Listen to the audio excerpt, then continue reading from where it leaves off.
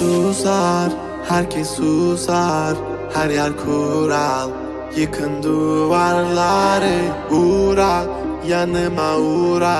Bir yazı tura, bükelim tüm kolları. Koy koy yeni bir kat, onu da geçeyim iyi bir fark. Zoruna gidenin dili kurak, kapalı kapıya çeneni tak. Boş ver geri topla, verdiğin değerin dili olsa. Kalbimi vurmuş gidiyorsan, acı diliyorsan ve de biliyorsan. Kızgın güllerin üstüne düşmüş dolunayım ben.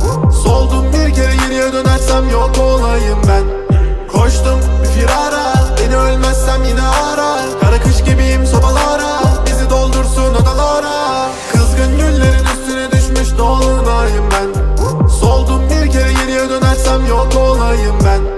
Koştum bir firara, beni ölmezsem yine ara. Kara kış gibiyim sobalara, bizi doldursun odalara.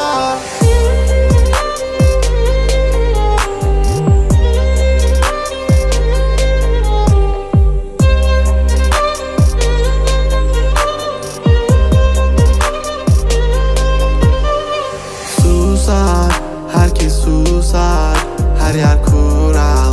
Yıkın duvarları, uğra, yanıma uğra. Bir yazı tura, bükelim tüm kolları. Normale döneceğim, hayatım versin istediğimi.